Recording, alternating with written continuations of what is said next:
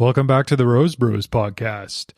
This episode, we are joined by Neil Roszell, CEO and Chairman of Headwater Exploration, a Canadian publicly traded energy company with a market cap of approximately $1.3 billion. Neil is an entrepreneur and has been a founder and executive member of numerous energy companies, including Raging River Exploration, Wildstream Exploration, Wild River Resources, Eagle Rock Exploration, Prairie Schooner Petroleum, and Great Northern Exploration. Along with his team, Neil has created billions of dollars in shareholder value and has also been a mentor to many others working in the energy industry.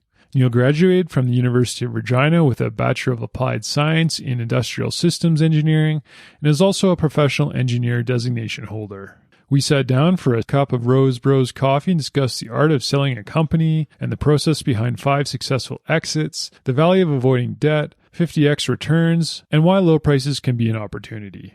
This episode is also available on YouTube, so check out the Rose Bros channel. And if you enjoyed the conversation, subscribe to the channel. Also, this podcast is sponsored by HeadCanadaRacing.com. Looking for high-performance ski gear this winter? In partnership with 4-time Olympian Manny Osborne-Parody, HeadCanadaRacing.com is offering the lowest prices possible through its online storefront by passing brick-and-mortar savings on to the customer. Check out HeadCanadaRacing.com for more info and get your high-performance ski gear for the upcoming season. Also, this week's podcast is brought to you by Rundle Eco Services. Looking for a way to recycle your frac pond and pit liners used in the energy industry? Rundle collects and processes liners using an environmentally friendly system, leaving a clean environmental footprint. The end use of these liners are shredded and processed into pellets that can be used and extruded into various forms of usable plastic products, including furniture, various building materials, and industrial packaging. Check out rundleco.com for more details on how you can recycle your industrial pond and pit liners today. Well, we can get going. We're recording now. Okay, fantastic. Neil Roszell, hello. Hi, how are you this morning? I'm great. Thank you very much for doing this. I know your time is valuable, so I really appreciate it. Yeah, well, no, it's great to have you in and have a chat about the energy industry and entrepreneurship. You are to start from the top, the chairman and CEO of Headwater Exploration. Yeah, which is a company we started after our last one, Raging River. You also have a great beard. Oh, thanks. I always respect the beard. Yeah, that was a pandemic result as well. I didn't have one pre-pandemic, but that was the new look out of the pandemic. You've had so many successful energy companies along the way. Do you ever forget about one of them, like a 4th or 5th grandchild or something like that? You never really forget. In fact, I think you more learn and evolve from each one. There's always interesting experiences, whether it's the utilization or not utilization of debt, when equity is available to take it, market is. So you never really forget. I think you sometimes forget exactly where production levels were in that company, why you chose to sell it, why you chose to move to a different venture. But I think that the whole learnings creates the wisdom to create the next version or the next one, and that comes together in something like Headwater, which is the learnings from the last 5 that I've done. How'd you get into energy? It was quite an interesting story. I'm a University of Regina graduate in industrial engineering, which is not petroleum engineering, but at that time, which was back in the late 80s, company Mobil Oil did an active recruiting, and there was a co-op program, and it was the first job I got was with Mobil Oil in the patch, and then with the co-op program had multiple work terms, five work terms, and each one of them stayed in the patch. So it just was a natural evolution that's where my career was ultimately going to go. Did you always want to be an entrepreneur? You know, I didn't. That's the fascinating thing. When I entered the business, really, I had a vision of getting into a senior executive role at a larger organization. And I think the entrepreneurship really evolves as you go through your second degree. And I always call the second degree the first 5 to 7, 8 years of learning that you go in when you're inside of an organization, a bigger organization in a company. And once I received that second degree and evolved through things, I realized that I felt we could do things differently, and I would love to be involved in something a little bit more risky and the entrepreneurship. So that kind of evolved from that second phase of my learning, so to speak. How long did it take you to come to that realization? Was it kind of the reason why you started your first company? Well, I think, came through an evolution where first company I worked full-time for, which was Sask Oil, ultimately was purchased by Canoxy, which became Nexen. I chose to leave there and go to a company called True Energy, which was, Remington Energy, which was much more of a entrepreneurial company, had discovered a new play in BC. And ultimately, they blew up the balance sheet, so to speak. They over-leveraged themselves into a falling commodity tape. We've seen that time and time again in the industry, which drove me back to a larger company. I actually went back to Suncor, and at that time, I realized I cannot work within a big organization anymore. I need to work with guys that are entrepreneurs and focused on developing the next great thing. So I lasted at Suncor for another 3 years. And that's when we had talked about that I met Bruce Robertson and ultimately joined him and Jim Saunders in their first startup and realized this is a place for me. Even though it was a massive salary decrease and you give up all the benefits and stuff, it was just the excitement level really set in. And that was the turning point to say that I really wanted to be an entrepreneur and create things throughout the rest of my career. How old were you? How old was I when that happened? Well, my oldest daughter is 23, and she was a toddler, so that's 21 years ago. I was 33, I think, when I ultimately started in the junior space. And was it a big risk? Were you a little worried about your mortgage? How was that? 100%. So it's like, into the first organization, the key is to put up some of your own capital. So I mortgaged my house, which we had mostly paid off at the time, took a salary cut, have a baby at home, and you say, we're going to risk this and ultimately see what happens. And it could have been a very binary outcome where you have to go back to work, so to speak, but it wasn't. With the success and confidence, but it was highly, highly risky. And the key to success is being able to have that confidence and take risks on yourself. One of the cool things about Headwater and all your companies and your management team is you seem to have all had skin in the game where you put up your own money. How important do you think that was along the way? It is 100% critical. So through all my organizations, and the amount of capital varies depending on personal situations, but being leveraged to a company where you've got somewhere between 50 and 90% of your net worth tied up in a company makes you an owner as opposed to an employee. And that is, critical for success when you're thinking like an owner, where it's your own capital at risk along with your investors' capital at risk. It makes you, whether it's grind harder, think clearer, but it's all about creating that shareholder value as opposed to keeping a day job. And that has been just imperative for all the teams that I've had. And I've had a big evolution in teams over the multiple companies as well. When you got going on your first company, was the idea to hopefully sell or just pay yourself some nice dividends and the salary? Were you just hoping for the best? No, like the first companies and the evolution has been interesting. So we started with Great Northern Exploration, which was Bruce Robertson, and Jim Saunders was our leader at the time.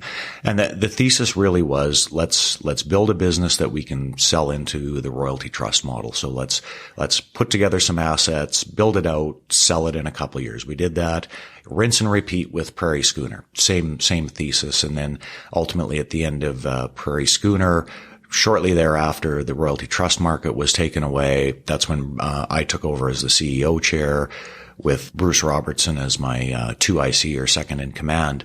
And then we had to say, well, what's next? And what's next is we're going to look at building companies for 2 to 4 years. So we built a private company, Wild River, then evolved into a public company, Wild Stream, but with the thesis that we're trying to now pursue resource plays because resource plays became in vogue And that was a natural market. So if we could be pure play focused, sell into what were then the high dividend payers. So think about the Crescent Points of the world that were ultimately high dividend payers. So that was the evolution of Wild River and Wild Stream and Raging River, which was focused in the Viking. And then ultimately we added some Duvernay. But we always, one of the key theses was begin with the end in mind. Like what are we trying to build?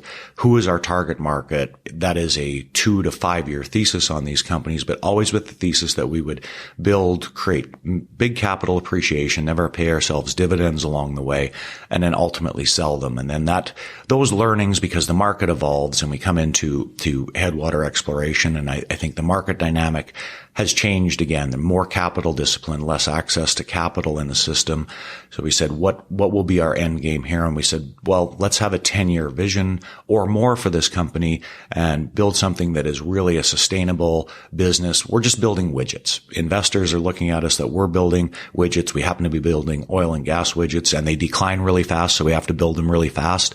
But ultimately, can this evolve into a return of capital strategy? So this is the first company we've had where we might say that, a return of capital strategy through dividends or share buybacks is a real thesis, and having a 10 to 20 year vision on the company as opposed to a 3 to 5 year that we had with the previous 5 companies that I've been involved with.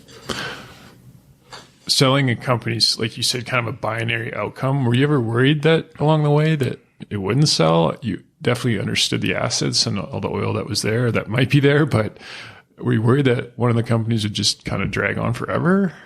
Well, I think everything is always saleable at a price.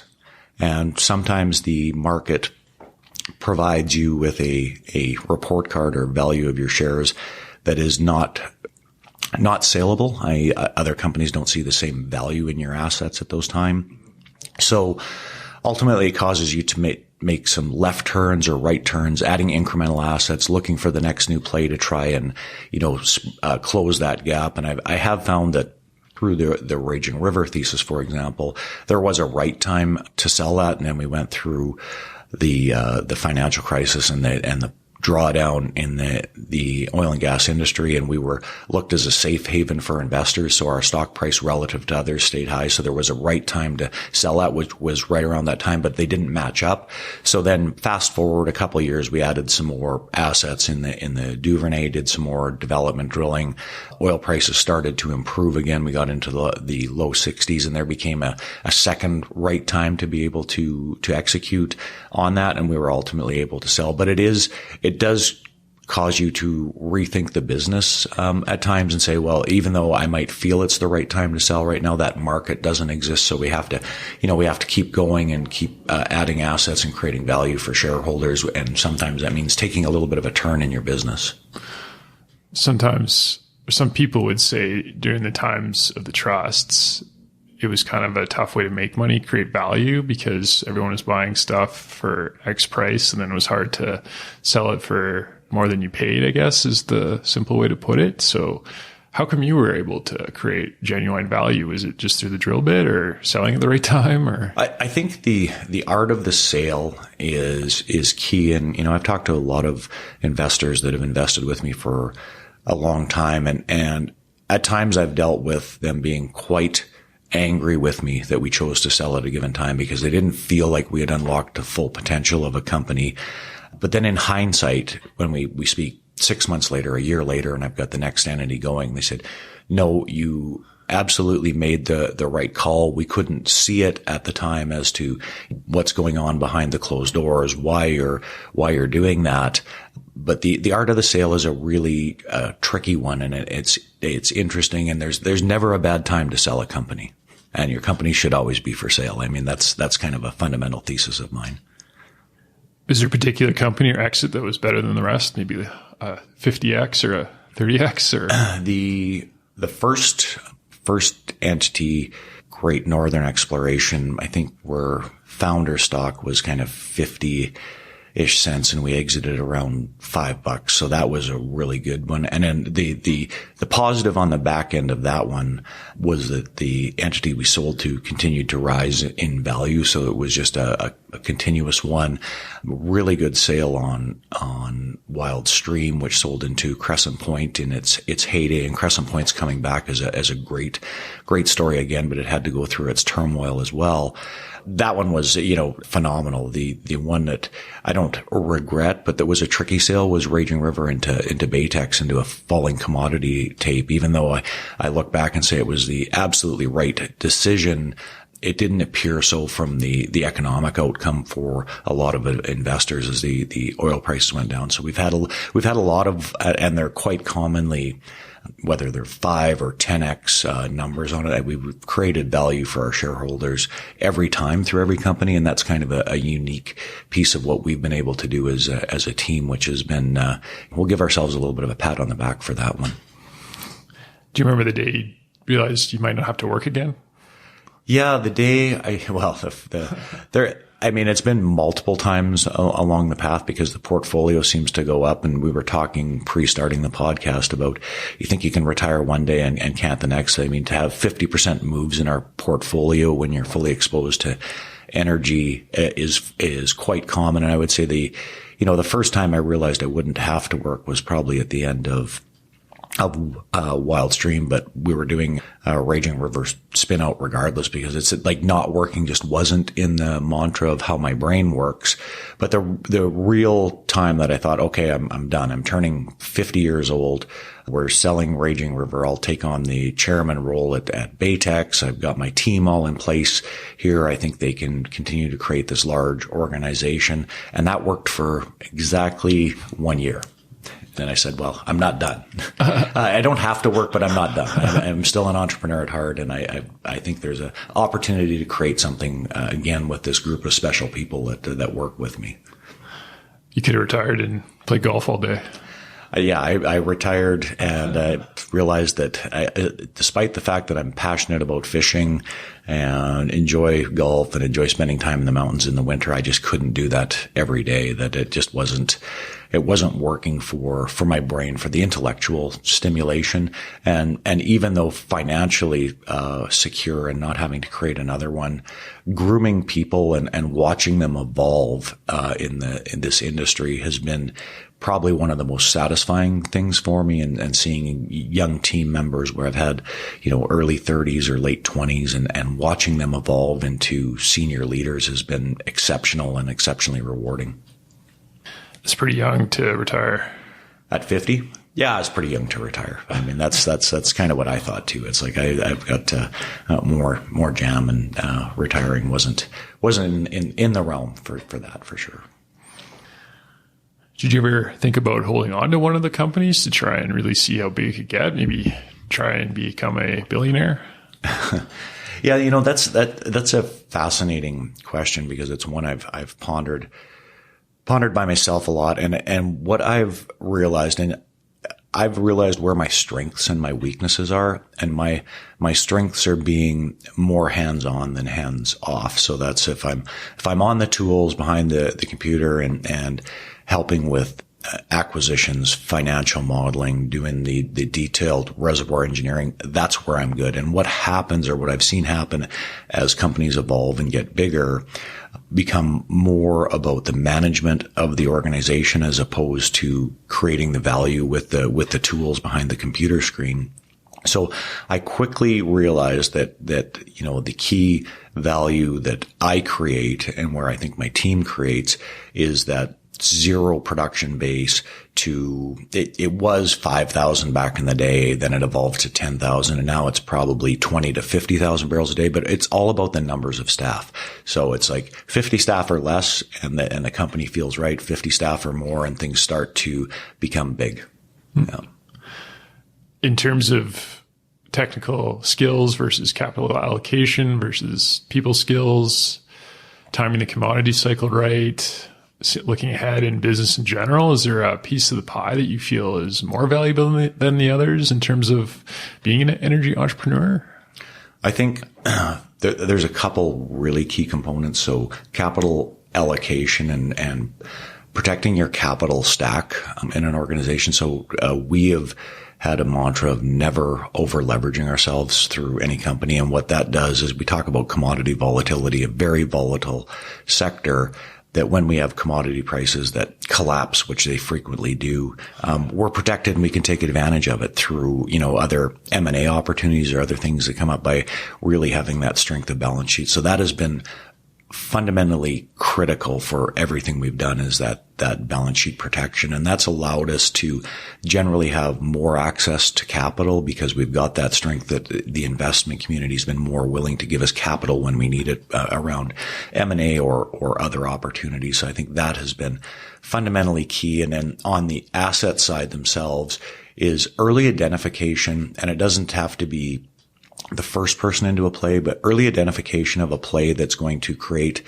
or has the potential to create value and grow and get bigger. So we were early days. We weren't first, and I kind of compare it to being the third owner of a golf course. So first guy usually goes bankrupt. Second guy adds some stuff. He ends up going bankrupt. The third guy usually makes money. So when we were second or third into a play, it always felt right. So we were third into the lower Shaunavon play, which was Wild River, Wild Stream. We did 2 companies in that one. We were second or third into understanding the Viking play at Raging River and really made that sing. And then we've kind of followed behind Spur and Delta Stream into the Clearwater, having identified some of the really interesting things they've done and said, well, we can do that as well as they can, and we can angle ourselves in. And that's been real critical, as the early identification of those assets that are creating value in that part of the commodity cycle.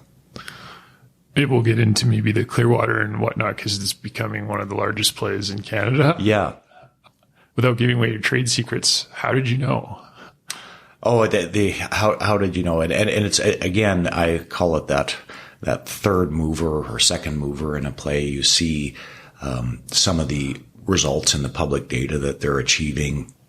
You look at it and say the economics are just so phenomenal within that play that there's got to be a way to get in, whether that's through crown land sales, or in our case, the pandemic created this unique opportunity to do a win-win deal with Cenovus, what position us in. But it's just that there is bigger resource that is maybe underappreciated with the right techniques, in this case, horizontal multilat drilling as opposed to horizontal fracking. But just seeing what's evolving and paying attention in industry. And like, we've never played, for example, as a company in the Montney, but that's been a phenomenal one that we've seen so many great companies be built in as well.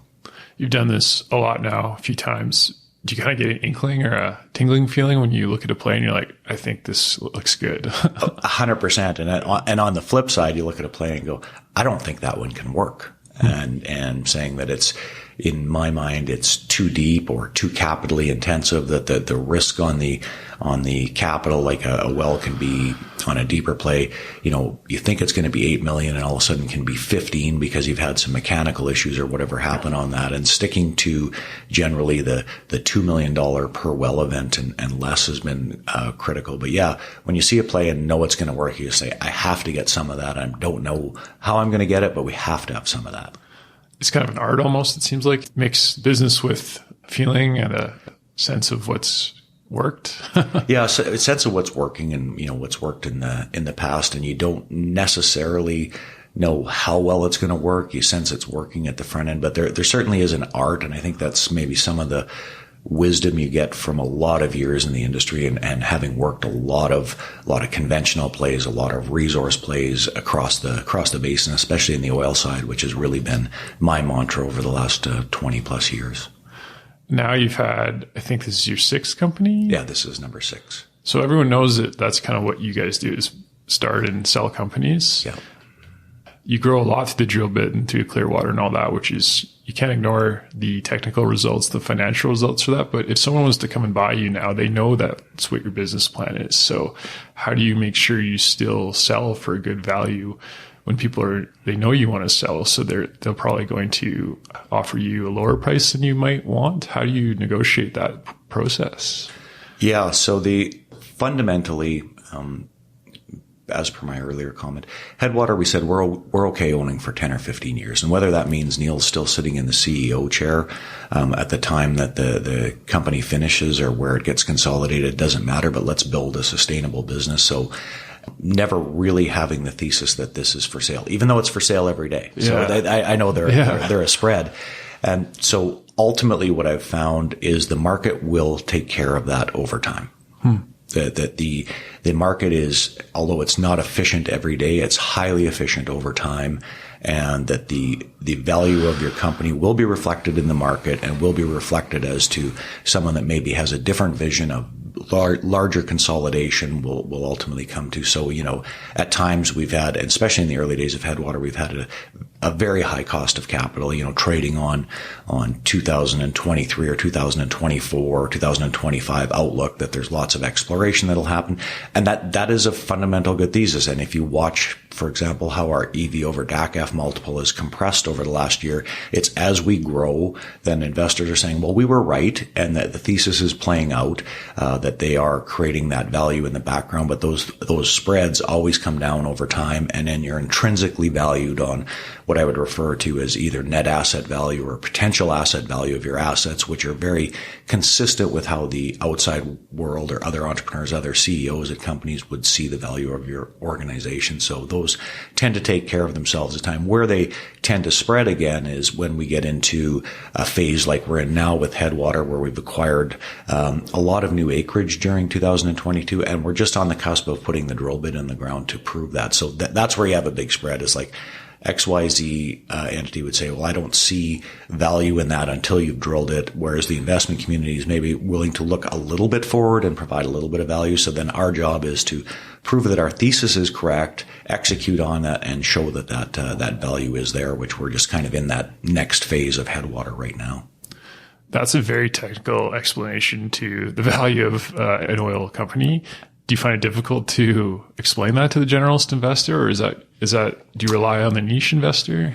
Well, we've typically been sponsored a lot more by the specialist investor, and that would make up the majority of our current investors in our company. So I think they well understand the play dynamics, and they're very, very involved with the oil and gas industry.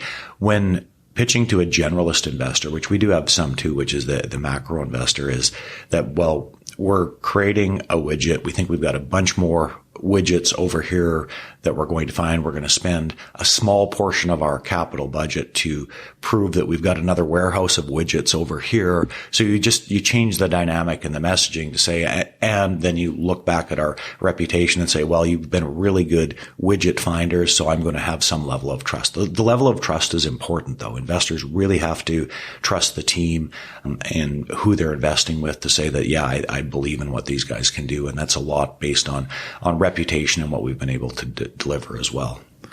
In your opinion, is building up the warehouse full of widgets the best way to create value for an energy company, or is it to pay the shareholders along the way? It's both. So I think in the niche market that we've tended to pursue, it's building the warehouse of widgets.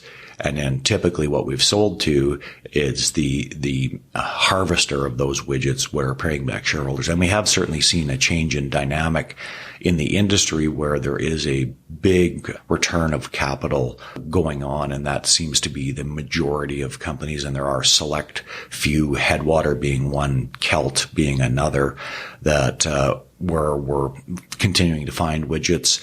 And ultimately, I think the investment community, even for companies that they're buying for growth right now, would expect that they're having some return of capital in the future, because that is the new outlook, the new reality for the oil and gas sector across North America. Trent, on the podcast last time, I think you listened to that one, but his comment was that on the best energy companies in the best plays, you should grow the business, and perhaps returning the capital in the form of dividends and buybacks isn't the best strategy. So in the case of Headwater, it seems maybe that's the thought you guys have. It's 100%. And Trent is a really close personal friend of mine. And I think we agree a lot on business strategy. And there needs to be, when you have a lot of widgets or potential widgets that you're trying to unlock over time, growing those to the right level. And then it's part of the S curve, I like to call it. There's growing your business, and then there's harvesting it. And once you've really identified your resource, you've spent enough growth capital, you can't continue growing indefinitely because you will run out of prospects to continue to drill. So there becomes a right time to harvest. And although there's no magic science to it, when you look at having 7 to 10 years of drilling inventory to sustain your production, that's kind of when you enter the harvest mode. If you've got 50 years of drilling opportunity, it means you haven't matched your production to that opportunity correctly. So it's a little bit of an art and a science to balancing those through the growth cycle. Do you ever think about going extreme and like 30, 40, 50 years of drilling inventory and see what happens?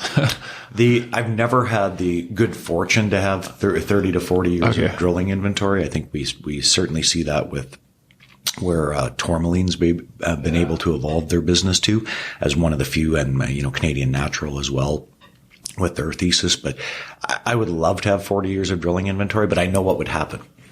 If I had 40 years of drilling inventory, we would grow to match it to be about 10 years of drilling inventory. You would just grow longer in the business cycle. It sounds like it's a bit of a balance between the two. And It absolutely is. And you obviously have to have the capital to allocate. And, we've had to, as an industry, live within our cash flow, so to speak. We used to outspend cash flow as an industry very consistently, and with the lack of access to capital markets, we're all focusing and living within the cash flow, which is critical on the Clearwater because the wells pay out so quick that the cash flow allows you to grow rapidly at 20 or 30, 50% per year by just using the cash flow that's being generated. So that's also a fascinating part about this play and one of the reasons we headed towards it. I thought maybe one strategy for the right company nowadays would be to go for the growth when everyone else is chasing dividends and buybacks, and kind of go the opposite direction. Maybe that's part of the strategy you guys are pursuing. It's 100% the strategy we've pursued since not day one, but since we closed the Cenovus transaction in December of 2020. We have really been focused on growth and growth only, and not providing a return of capital to our shareholders. The capital appreciation in our stock price is our return of capital strategy right now, and that we just don't know, based on some of the exploration we're doing, is when do we enter harvest mode, and we're certainly not there for now. It looks like we're 24 to 36 months out before we would do that. But that has been the niche we have focused on, is to be a growth company within the realm where 95% of companies are return of capital companies. Yeah. Some people would say that Western Canada Basin is mature and that it's hard to find organic growth opportunities now in this area. What would your thoughts be on that? The interesting part of that is that I've said that probably 5 times throughout my career. Okay, we're out of conventional plays. We're out of shallow gas opportunities. Then the next thing comes. It was, coal bed methane.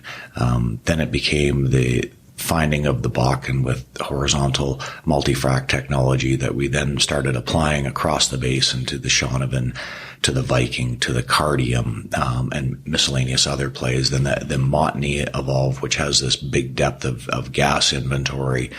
And then a conventional play in the Clearwater's found. So every time the basin says we're highly mature, and we certainly are more mature than we were 30 years ago, but it seems to reinvent itself and find the next new thing. So I think the industry will continue to do that, maybe at a slower pace than what it has done in the last 20 years.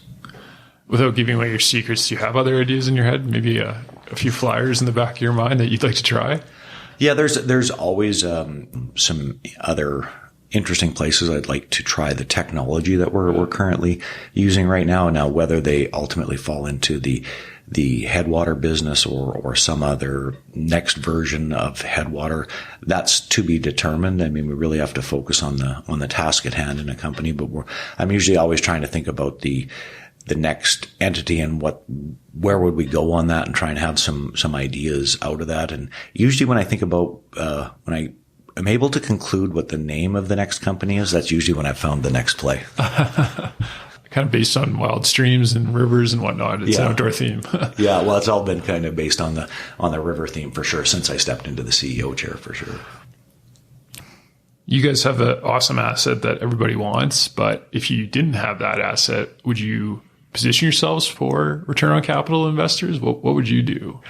Well, if we didn't have this asset, we would be in another part of the basin growing a different asset. I don't even know what that asset would be. Mm-hmm. But knowing the phase of our business, being a couple of years in or 2.5 years in, we would be a growth company still. No matter what. No matter what. And then it's like the evolution to that return of capital business would really only come somewhere between year 4 and 7 of starting up a company and ultimately evolving to that, at least the way we drive our business, because it wouldn't be focused on big M&A that puts together a larger company focused on that. Because we're drill bit guys. And public has been the ideal route instead of private. What was the consideration behind that? Well, we did one private company, and access to capital was limited, and it worked. That company worked out very, very well. Wild River. We sold that one into Crescent Point. But as that one evolved, I needed some access to capital. I think we needed $20 million to kind of finish up some of the exploration thesis. And at the time, it was virtually impossible to raise capital. I actually went to Crescent Point, who understood what we were doing, and they became our largest shareholder by investing in us at that time and helping us finish that. And I realized that despite the private market being very interesting and allows you to be more patient, the dynamics of having access to capital is so much more important on the public. So post that time, I just said, we will take our lumps in the public market. When we make mistakes and our stock price goes down, that's okay. When we do well, we'll have access to capital and have a rising share price. And that has worked very, very well for us, so that I would never envision doing a private company again. And I think it allows us to have a diverse shareholder base, as well, as opposed to if you're, fully funded by privately, you can't have one major shareholder that is ultimately controlling your destiny, which has never been ideal. It would feel like you have a boss and shouldn't have a boss. Yeah. Do you worry about that? For sure. And it was part of the reason that I just said, I just don't want to be a private guy. I mean, I have the vision of what I would like to do with an organization, and I need the investors to come along and trust me, but not be guiding my day-to-day decisions. Or what about some guy who buys all your shares in the public market? It just never really happens. I mean, we had the largest shareholder we've had is Cenovus. When we did that transaction with them, had about 25% of our shareholdings. Did place a couple members on our board, but it was a very effective business partner. They weren't really controlling the dynamic, and we, as our pre-board into that, had to be comfortable that would be the case, because we just didn't want to have a controlling shareholder, so to speak, that drove us to different decisions. Yeah.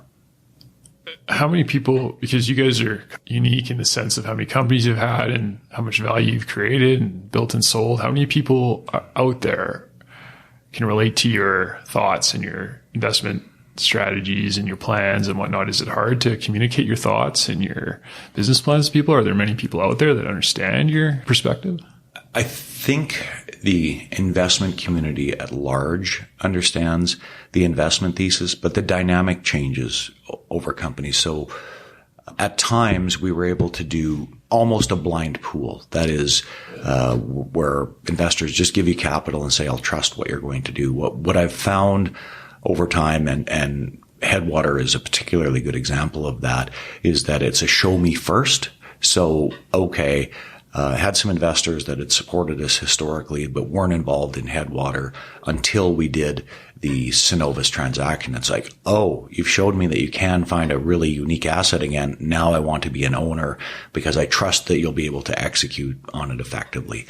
At the same time, Headwater is the example of other guys that are just blind trust. So when we did the corridor recap, which became Headwater, we raised about $30 million externally, and that was easy to do. And that was really investors just taking blind faith that we're going to take this small asset base in New Brunswick, our natural gas production in New Brunswick, and create something bigger and interesting in Western Canada out of it. So there's both components, but the larger pools of capital usually will only follow once you've shown me or provided that asset or that thesis to that long-term growth.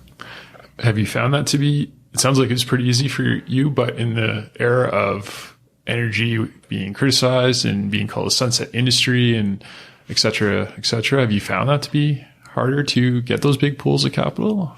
For sure. And, and I think Trent would have quoted this on his podcast, but the energy industry in itself becoming such a small component of the S&P that there's a lot of investors that don't have to care, because it doesn't matter to their portfolio if XYZ stocks up 100% or not.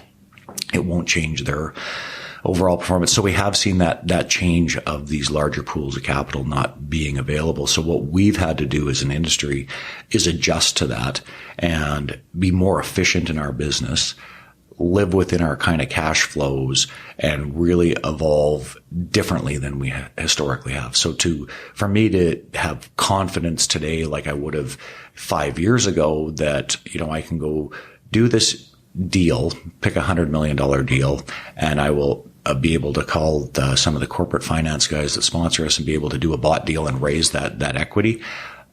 I don't have that same confidence today that I would have had 5 years ago because of the changes. So it's like you really have to be cognizant of what you're selling and where that capital will come from today. Do you ever worry, in the case of doing bought deals, raising money and all that, it's nice to have the money, but do you ever worry at the end of the day that because people don't give you money for free, that you won't be able to sell for a higher value on the shares? You've been really good at doing that, but is that a worry?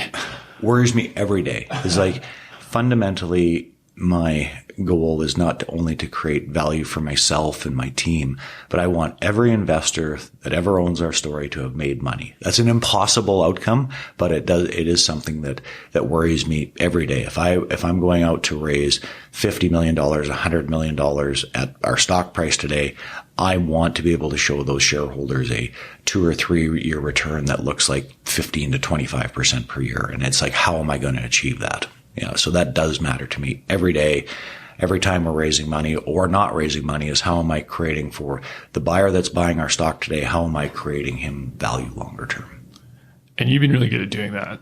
What do you think your secret is behind doing that? Is it the drill bit at the end of the day?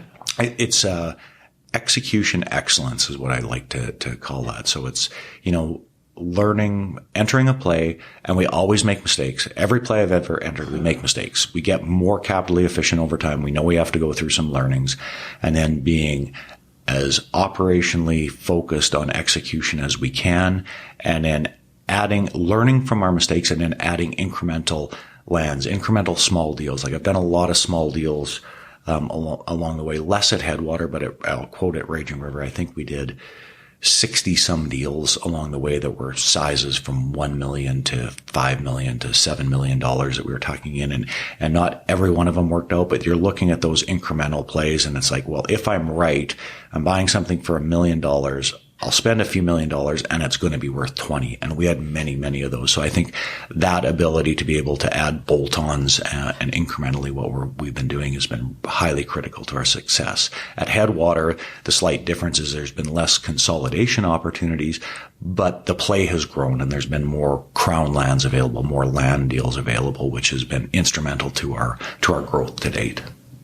When you look around, do you see many people that understand that way of thinking? Or are you is it a lonely place to approach business? No, I think that there's a lot of brilliant CEOs in town and people working in the industry. And I think a lot of them, understand that as well. And it's, we're always highly competitive on things we're doing, and you just try to outcompete and outmaneuver it and maybe be a half a step ahead of someone else you're competing. And we lose as many as we win. I wouldn't say we win all of them. There's, on the ratio, if we get 20% or 25% of the deals or lands we're chasing, we're pretty happy. Yeah. In the beginning, you guys started out as a group of entrepreneurs with skin in the game and whatnot, and it's worked out really well. Have you found it difficult as time goes on to find people that are similar in entrepreneurial thinking and to surround yourself with as people retire and whatnot? It's actually become easier. And why it's become easier is because success breeds success. So because I've had success with various entities along the way, the next generation of people to recruit into our companies has become easier because they have seen that we've been successful. I would say that there are, out of individuals that we've tried to hire in various companies over time, we do have 20% that will say, no, I don't want to join this because I'm not willing to take the risk on my overall compensation or risk my own capital going into it. But 80% of the people plus that we've, tried to recruit into our organizations love the entrepreneurial thesis, love the culture that we generate, and are willing to put their own capital into the game to ultimately try to achieve a better lifestyle for themselves. In the beginning, how did you guys find each other? Was it kind of a mutual shared interest in entrepreneurship, or? No, it was an evolution. So it's like, coming back to Bruce Robertson, I literally met him at the Eau Claire Y. It's permanently closed now, but that was where we were working out at the time. And he brought me in. Him and Jim were the entrepreneurs, and they were looking for an exploitation engineer, a senior engineer to help them with their team. And then we had, our CFO there of Jerry Sapia, myself, Bruce, and Jim. Next company was really a rinse and repeat of that same staff. Then all of a sudden, Jim decided he wanted to retire, Jim Saunders, our CEO.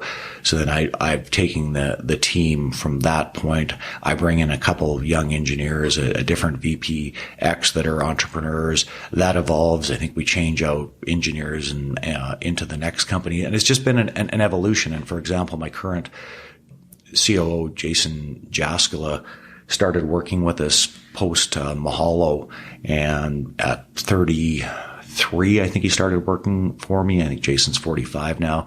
And he just has stuck with us and grown and evolved. Our current CFO, Allie, was a mid-20s gal that joined us working for Jerry Sapia, evolved, has been with our organization, and all of a sudden she's our CFO and doing a phenomenal job. So these people have just kind of evolved over time, and that goes back to some of my early thoughts of helping these people through their careers has been phenomenal. And I would say it doesn't ever feel like a light group-minded of entrepreneurs coming together. It almost feels like an evolution of this entrepreneur mentoring me and then me mentoring others and evolving like that.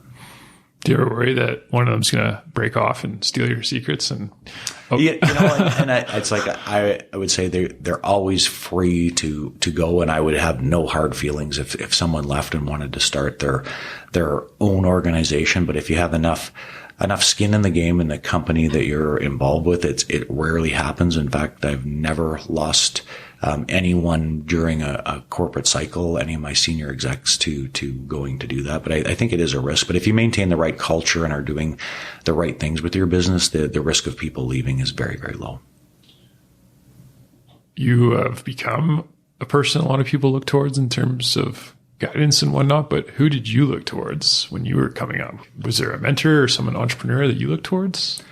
Yeah, there was, and my primary mentor, and although I do things materially different than Jim did, would have been Jim Saunders, who was my CEO for the first couple of companies. And then, ultimately, as my career evolved, and I was young, I think I was 38 or 39 in my first chair as a CEO.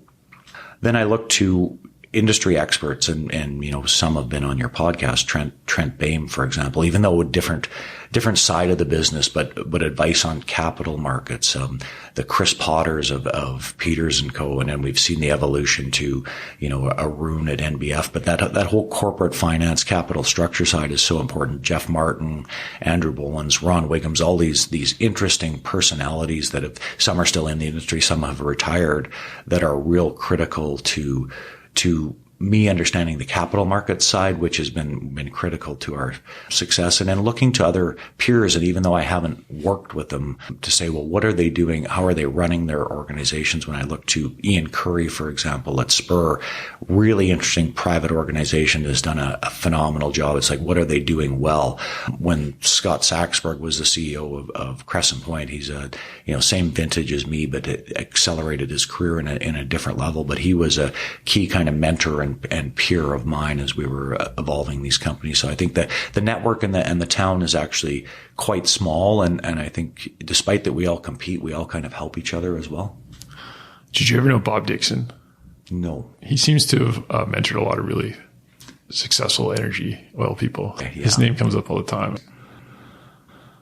It's a small group in terms of people who understand true value creation. Is it hard to say no a lot of the time to a lot of stuff that comes across your desk? It used to be. And that's maybe age and treachery, but it's like, it's really easy now to say no to stuff that comes across my desk. If I can't see the value creation opportunity, the financial engineering, as it's called, putting 1 + 1 together and it equals 1.9, but you look better. It's like, that just doesn't interest me unless there's a true value creation. So I found over time that it's really easy to reject deals. It's almost more difficult to accept deals that are where 1 + 1 equals 2.1, but it might equal 3, to be able to convince yourself to do those pieces as better than what your base business currently exists as. That's what makes the stock go up and to the right. That's what helps. And it always doesn't go up and to the right, but on the longer term chart, it certainly does. And I think that's been critical to a lot of our success. Do you compare yourself to sources of capital outside the energy industry? For instance, if you look at, like, say, Berkshire Hathaway, it's up and to the right. Is that a thought that crosses your mind? It is, only from the dynamic that is the global flow of funds, and it's difficult to compare. So the comparison that I always like to do, and I have kind of a running chart in my repertoire, and maybe it's an ego thing, I don't know, but it's like, I say, well, if I invested $1 at Great Northern at the time I entered the junior space, and I just reinvested those dollars over time, does my stock chart look better than what Murray Edwards was able to do with CNQ? So that's my comparison, because that is a phenomenal company that has been up and to the right for a long, long time. And that's kind of my benchmark and bellwether, is like, have I achieved real success for our investors over time? And the truth of the matter is yes. And I have. So a lot of people don't realize, it seems like even within energy, they don't realize they have options for their capital. And you guys have been up and to the right, but a lot of people aren't. Do you find that the energy can be insulated at times, and that people just compare themselves to within the sector instead of what their sources of capital could be?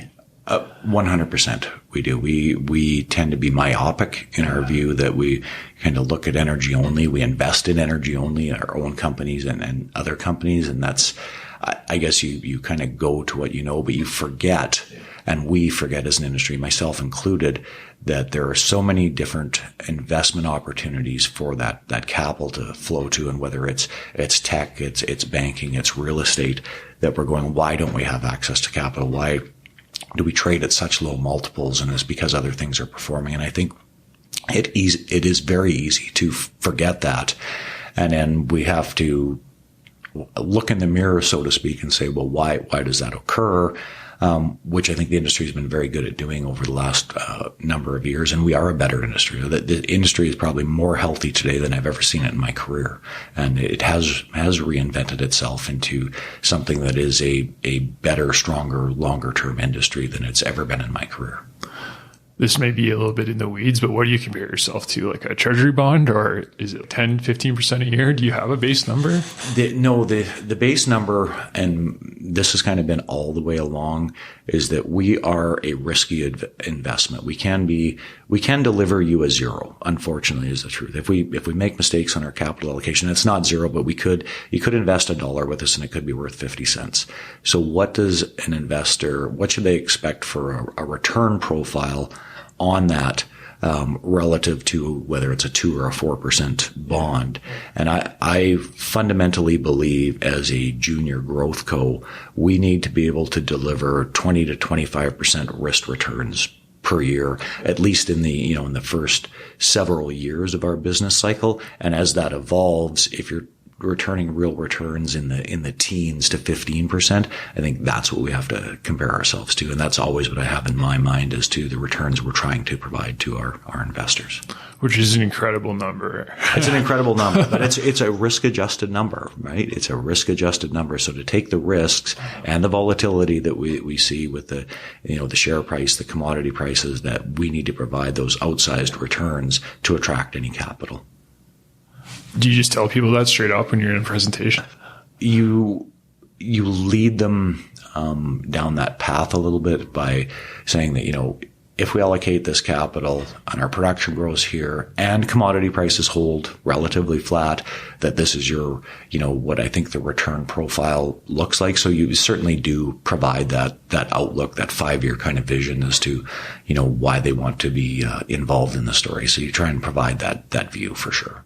Prices are good now. Has there been a time where you worried about that number being too high and that it wasn't achievable in like maybe 2020 when things were really bad, or how did you navigate that? Yeah. So let's talk about the other side of the coin is like we saw whatever $110 oil not that long ago this summer. And that begins to worry me because that speaks to demand destruction, that we know we're probably going to have some commodity volatility on the downside. So you don't make your decisions based on the current front month of commodity price, but have to have a vision as to what is sustainable on a commodity view, and whether that's $60, $70 or $80 WTI. You have to be disciplined to continue to make strong decisions. On the flip side, in 2020, when we had negative oil in May, that was a phenomenal time because that's not plausible. $20 oil is not plausible. We don't have infinite supplies of oil, infinite supplies of natural gas, super cheap energy. But to make at the time we thought, well, maybe it's a $55 or $60 long-term thesis, but you can make a thesis that is above the current strip pricing. And if you have capital, which we did at the time, I think we had $120 million of cash on our balance sheet, you can make great acquisition decisions and have a thesis how the value is going to be created. But I think you always have to be looking longer term at the commodities, looking through the volatility and making appropriate decisions on that. But they are worrisome when they're too high and too low, especially if you challenge your balance sheet, which we never have. But that becomes some of the challenges for sure. The day oil went to zero, do you remember that day? Oh, yeah. I was saying, why won't Cenovus call me back and do this deal? It's like, we have no oil exposure. We've got $100 million in the bank. This is phenomenal. I haven't had an opportunity like this in my career. So it was an exciting time for us. That was the most exciting piece, even though the pandemic was absolutely terrible for worldwide, and we've come through it as a world really well. It was very, very opportunistic, but to not only invest capital ourselves as Headwater at the time, but invest personal capital and buy companies that were on their knees at the time was gut wrenching. It's like, I know, for example, Tourmaline is a great company and I need to own some stock in that. I know CNQ is this great company and I need to own stock, but to go make those decisions with personal capital was gut wrenching because you want to hoard all your capital. But then when you look back, you say, well, that was the best time to own all of these things through that. But it's when you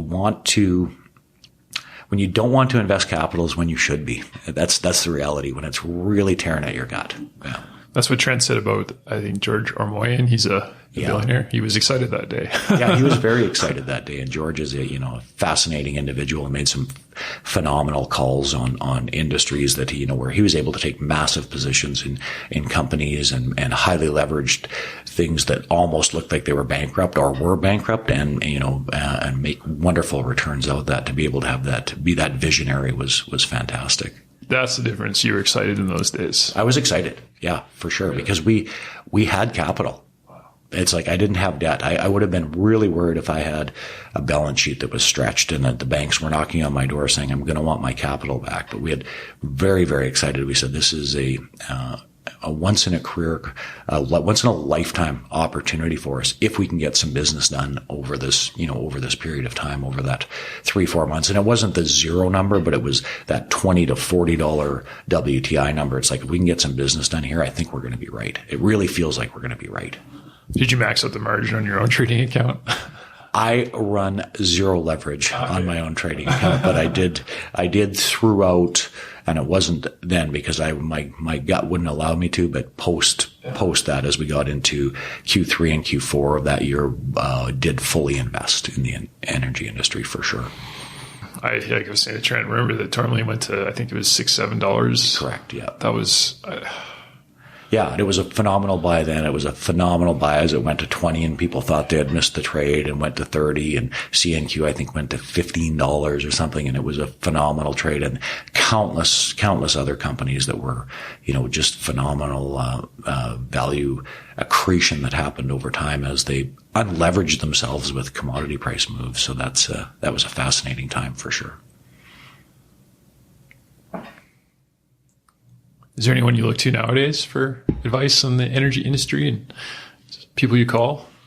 I call, I've got some really good board members, and the board evolution is kind of an interesting dynamic too. I've had wonderful boards of directors over time, but I've, in general, tried to hand select people that I think are good mentors and good advisors. So when I'm talking about industry now, I will go to Steve Lark, who's on my board. He's a, Peters & Co.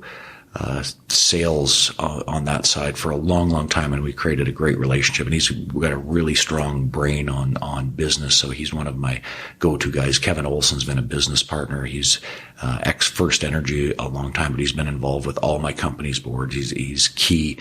Cam Sandahar for Cenovus. We're not obligated to have a Cenovus board member on, but Cam stayed on our board because he's a wonderful, brilliant businessman that I kind of go to. And then beyond that, I talk to a lot of our key investors to really appreciate what the capital markets are thinking. So Dave Zabunka from Canoe, who's a big shareholder of ours, is a great brain to bounce ideas off of.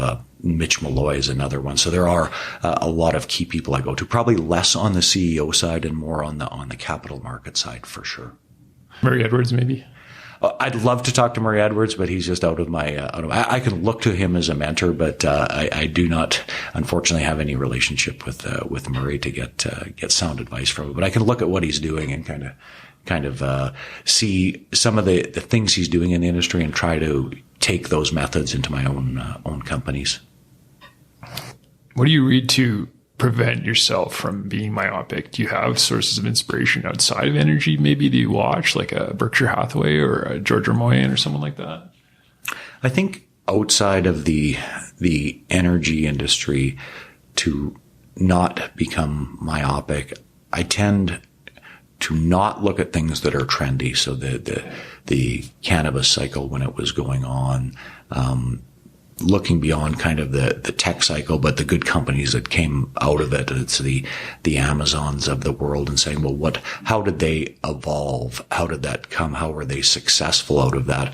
And looking beyond, I do, I may pay a lot of attention to the markets in general to understand that dynamic, to look for a little inspiration to say, well, what's beyond the energy industry that's impacting us and impacting our multiples, impacting the big demand thesis that kind of will drive what I think commodity prices are going to be and what the multiples for the industry are ultimately going to be. Are prices going to hold? Or is it the same old supply and demand? It's always the same old supply and demand. And what we know is that WTI today and NYMEX today will be different tomorrow. And that will happen daily, and there will be continuous more volatility in the sector. But, and this is like an energy bull, and I think we all are. You could have 10 CEOs in here and we're all going to be similar on our preaching. But I do think energy scarcity, energy security, worldwide, when we see supply and demand dynamics, and we've got crazy prices in Europe for energy that are unsustainable. But it just tells me that the industry is here long term, and we probably have a higher floor than what we believed it is. And whether we currently trend down to $60 WTI or not, I think we have a new floor in the industry, and that we can count on commodity prices that are $70 to $100, because I think the world works well in those numbers, and natural gas prices in the higher market. So when we're doing our business thesis, it's to pick a number of $75 WTI long term. It's just how we have to think about the world, and it helps us make the right decisions. It seems like it's always just supply and demand, but on the flip side, there's an energy crunch right now. Perhaps that's the logic behind stronger prospects for the energy industry. Yeah, a stronger floor. I think it is because, the energy use is always going up and people want a better quality of life, and a better quality of life is 100% correlated with energy use. It's a pure correlation. So, and then that cheap, affordable energy allows people to have that quality of life. And then when we, the time to energy transition, be it wind, solar, other things, and I think that thesis will play out over time. It's just going to take a long, long time. When we see the nuclear plants that were scheduled for closure being the can kicked down the road on those, that's just telling us that we've got a stronger floor in for longer on energy prices.